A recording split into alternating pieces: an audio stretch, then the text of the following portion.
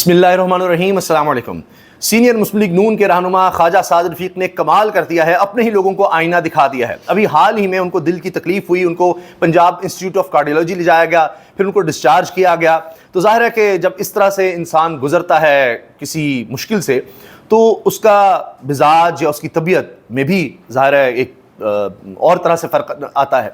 انہوں نے اس کے فوری بعد، طبیعت اب ان کی کچھ بہتر ہے، اس کے فوری بعد اپنے ہی لوگوں کو، اپنی ہی حکومت کو آئینہ دکھایا ہے۔ اب وہ لکھتے ہیں، کہتے ہیں اسمبلی کے پاس اپنی مرضی سے آنکھیں بند کر کے اپنی تنخواہوں یا کسی مخصوص طبقے کی تنخواہوں یا مرات میں اضافہ کرنے کا اخلاقی جواز نہیں ہے۔ تنخواہوں میں اضافہ ہر طبقے کے لیے برابری کی بنیاد پر ہونا چاہیے۔ اس ضمن میں لانگ جمپ یا ہائی جمپ سٹائل نامناسب ہے۔ خواجہ سعد رفیق نے یہ کہا ہے۔ کس کس کو بات سنائی ہے؟ زیادہ تو ظاہر ہے کہ اسپیکر قومی اسمبلی ایاز صادق کو اور چیئرمین سینٹ یوسف رضا گیلانی کو، اور اس میں شہباز شریف صاحب کی تصویر اس لیے ہے کہ سب کچھ ان کی مرضی سے ہو رہا ہے۔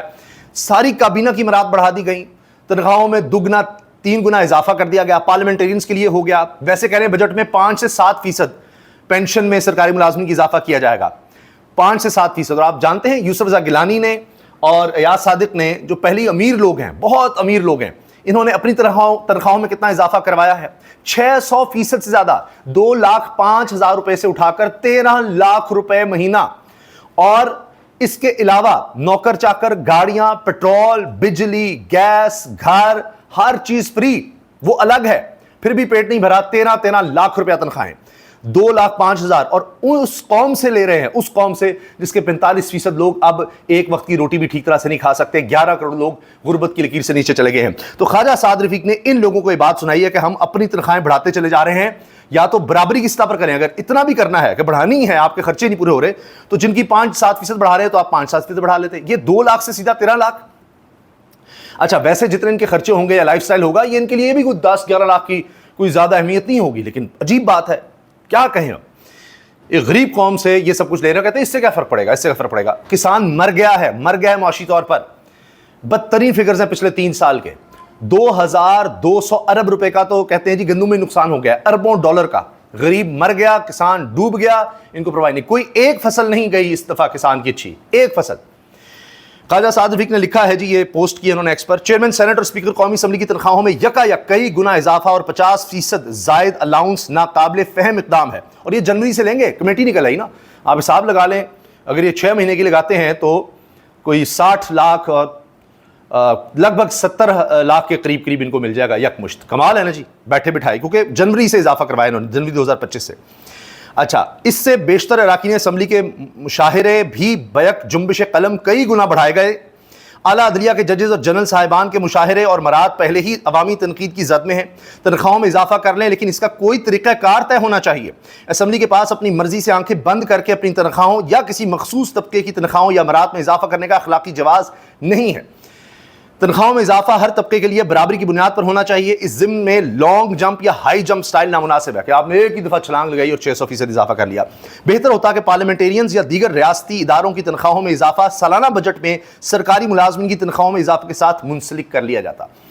بجٹ سے علاوہ، اور ابھی میں آپ سے عرض کروں کہ لامحدود اختیارات دے دیے ہیں وزارت خزانہ، وزیر خزانہ صاحب نے، جو کہتے ہیں IMF نے ہمیں کہا ہے ہم نے خرچے کم کرنے ہیں، IMF کی میں بات ماننی ہوگی، اور یہ خرچے کم ہو رہے ہیں۔ انہوں نے اعزازیے جتنے مرضی دے دیں، اب وہ وزارتوں میں، اپنی وزارت میں جہاں مرضی، جتنے مرضی، کوئی حد ہی نہیں ہے، 5-5 10-10 تنخواہیں اضافی دے دیں، بونسز دے دیں، یہ چل رہا ہے۔ ایسے جیسے ملک میں اتنی خوشحالی ہے، اتنی دولت ہے، اتنا پیسہ ہے کہ سمجھ نہیں آ رہی کہ کہاں خرچ کریں، تو ان لوگوں پر خرچ کر دیں یہ جو اپنے پارلیمنٹیرینز ہیں۔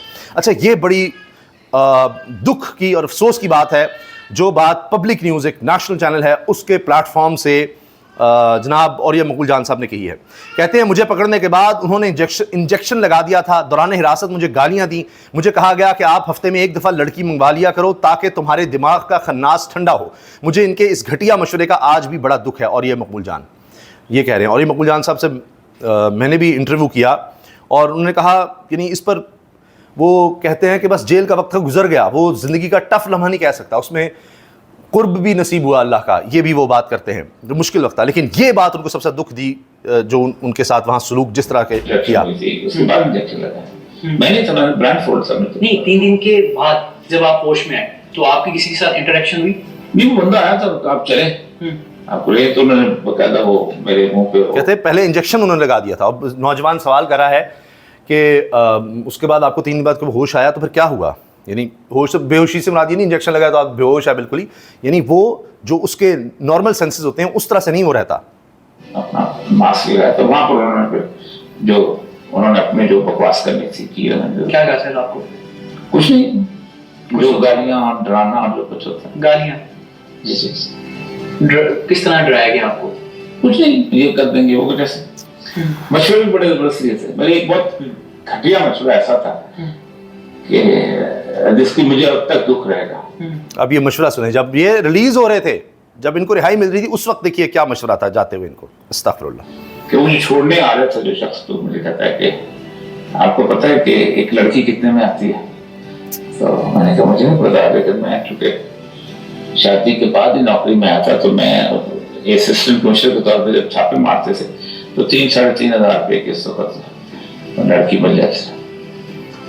आजकल 35-40 हज़ार की आती है। हफ्ते में एक लड़की मंगाया करो ताकि तुम्हारे दिमाग का खनास है हल्का और ठंडा।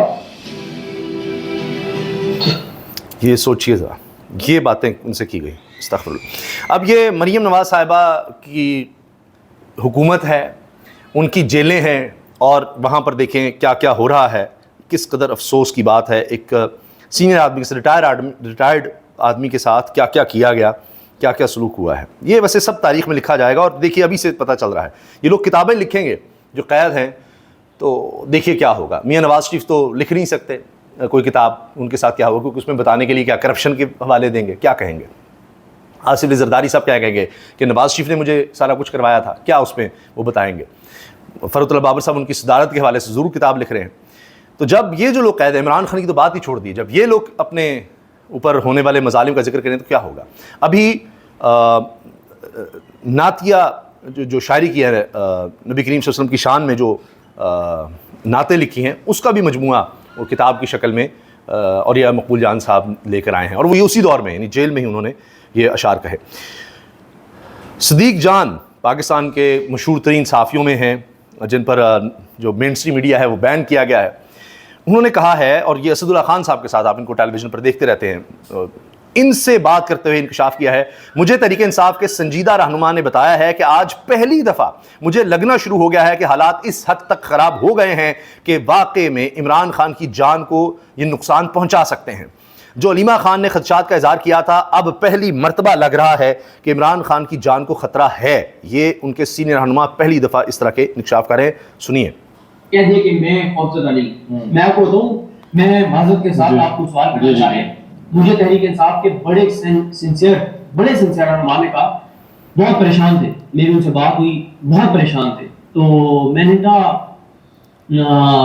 आप बहुत अपसेट लग रहे हैं, कभी मैंने आपको इतना अपसेट देखा नहीं है। उन्होंने कहा कि 4-5 बार उन्होंने घुमा फिरा के बात की। मैंने कहा नहीं, मैं नहीं समझ रहा आपकी बात कि आप क्या कहना चाह रहे हैं। उन्होंने मुझे कहा कि यार मैं ये बात जुबान पे लाना नहीं चाहता था ना, ठीक है। उन्होंने मुझे कहा कि तुम्हें पता है कि मेरा इमरान खान से किस तरह की मेरी वाबस्तगी है। वो बात कह भी नहीं पा रहे थे। संजीदा रहनुमाएं जो इस तरह की बातें करते नहीं हैं, ना रिहाई की इमरान खान की जब रिहा होगा, या उनकी तबीयत को कुछ ऐसे है वैसे है, वो नहीं। अब वो लोग भी इस वक्त परेशान हैं, उनको इस तरह के इशारे कुछ मिल रहे हैं जिससे वो बहुत खौफजदा हैं। और तुम्हें ये भी बताया कि मैं हमेशा होपफुल रहा हूँ कि नहीं ये कर देंगे वो कर देंगे, लेकिन उन्होंने कहा कि अब मामला जिस नहर पे पहुंच गए हैं, तो खुदा न खास्ता वो जो खदशात का इजहार इमरान खान साहब की बहनें करती रही, कुछ लोग करते रहे कि खुदा न खास्ता इमरान खान की जान को नुकसान पहुंचाया जा सकता। तो उन्होंने कहा कि अब पहली बार मैं उन हालात उस नहर पे देख रहा हूँ कि खुदा न खास्ता चीजें इस नहर तक जा सकती हैं। तो उन्होंने कहा कि दूसरा उन्होंने ये बात कही कि हम बचा सकते हैं, हम इमरान खान को बचा सकते हैं। उफ, ये देखिए आप।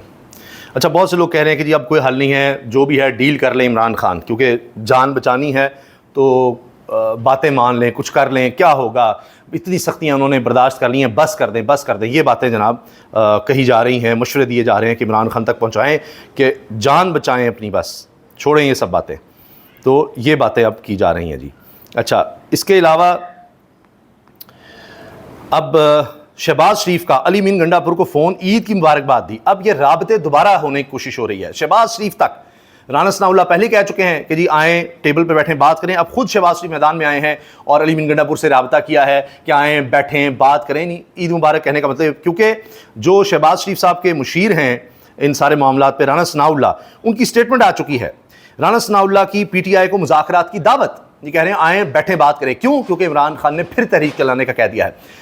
جب لگتا ہے نا کہ اوہ یہ تو نظام پوری طرح قابو آ چکا ہے, اب کچھ نہیں ہو سکتا, کوئی کچھ نہیں کر سکتا, اب یہ نظام کے شکنجے میں ہے ہر کوئی, اور کوئی انسانی حقوق نہیں بچے, کچھ نہیں اب کیا جا سکتا, اتنا خوف, اتنا جبر طاری ہے, اتنا تشدد ہے کہ اب جوڈیشری بھی حکومت نے کنٹرول کر لی 26ویں آئینی ترمیم کے بعد. سارے ادارے ان کے پاس ہیں, اپنے لوگ ہر سطح پر لگائے ہوئے ہیں, الیکشن کمیشن سے لے کے جو بھی آپ بات کر لیں.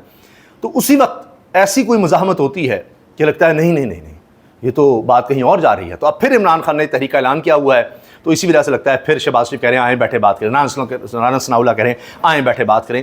تو اب دیکھتے ہیں کہ آگے کیا ہوتا ہے, کیونکہ کچھ لوگ یہ خدشات کا اظہار کر رہے ہیں کہ عمران خان کی جان کو اب خطرہ ہو سکتا ہے.